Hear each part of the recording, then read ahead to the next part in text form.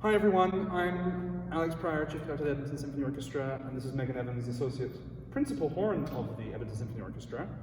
A wee while ago, Megan interviewed me for one of the ESO 101s, so we thought it would only be fair that I get to ask her some questions now.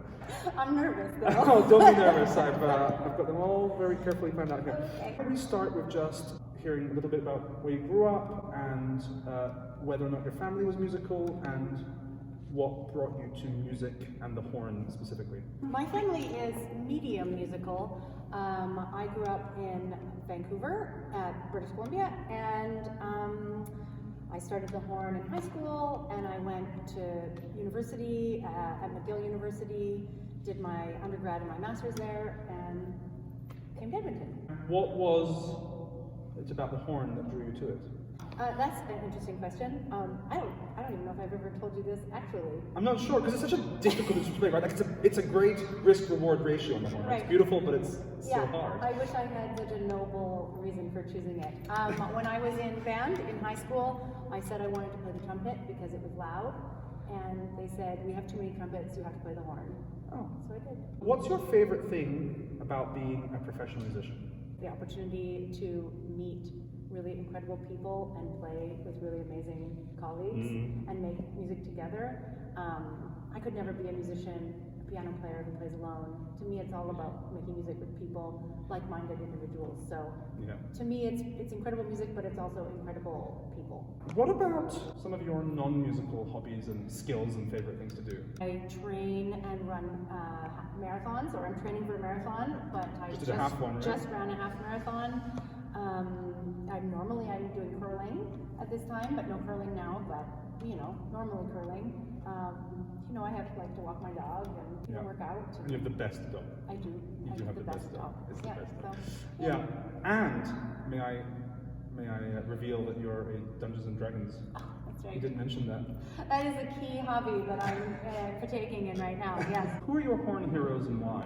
Well, of course, my teacher, John Zerbel, my number one horn hero. I just love him and his playing and his approach.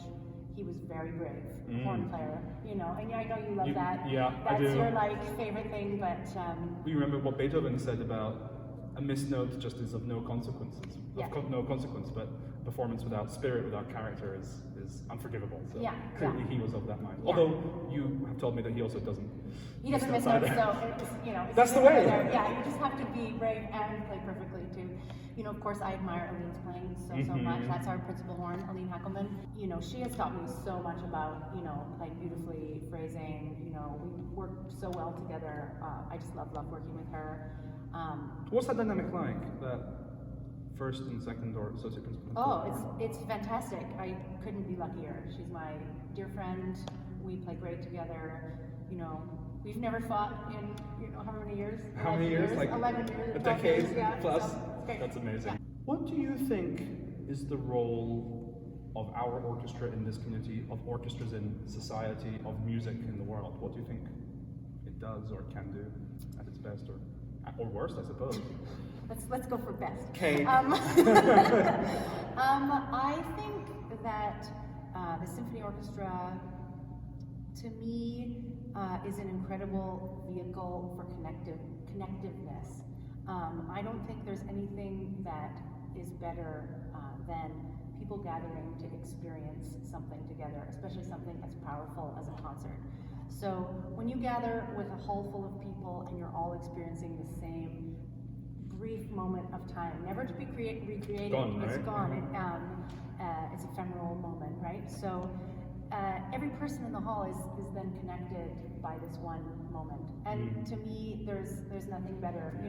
The emotional journey that a symphony can take you on, that an opera can take you on, is so powerful, so much more than a movie or anything. And personally too, as We're a not musician, biased, but- no, it's true. But as a musician, to watch 120 people, professionals, sweating and just giving their all on stage, for me, there's nothing better. As a musician, what's been the hardest thing about this COVID era?